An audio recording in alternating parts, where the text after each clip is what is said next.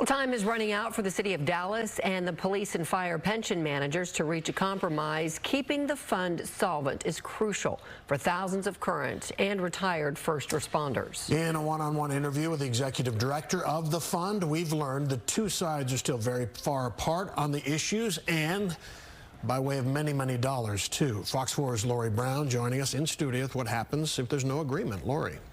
Steve, the executive director of the pension fund, says the board wants the city to support its plan. But even if the city does not, it is the pension's plan and not the city's that ultimately must be followed.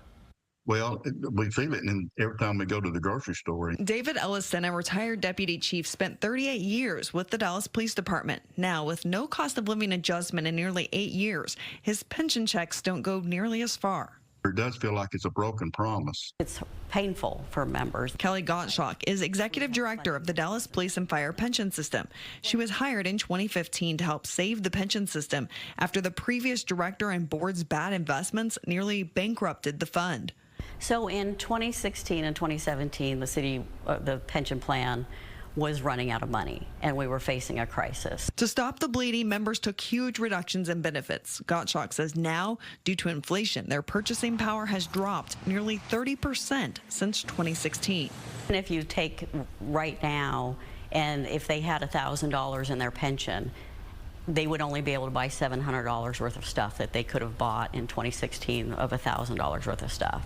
A state law passed to save the pension requires the pension board to submit a permanent plan by November 1st this year.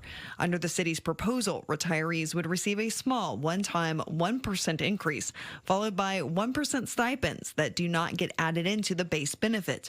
The stipends on average would amount to about $540 a year until best case scenario 2046. To go another 22 years with no cost of living adjustment, I think would be devastating for the members. Separately, there's the pension board's plan, following a formula that would increase each year by about $100. As an example, a retiree with 20 years of service and 8 years as a retiree would receive an $800 stipend in 2025, followed by $900 the next year and $1,000 in 2027. Gottschalk says it's still nowhere near the cost of living adjustment civilian employees receive, which is up to 5% a year based on the Consumer Price Index. They've gotten a 28% increase since 2016, when inflation's been 29%, and our members have gotten zero. If the city and the pension board do not agree on a plan, Gottschalk says the pension board plan would take precedence unless state lawmakers pass a new law. We've been working with the city, and we would really like to have a plan that both our board and the city agree to. That's been our goal all along. I'm not sure if we'll be able to get there.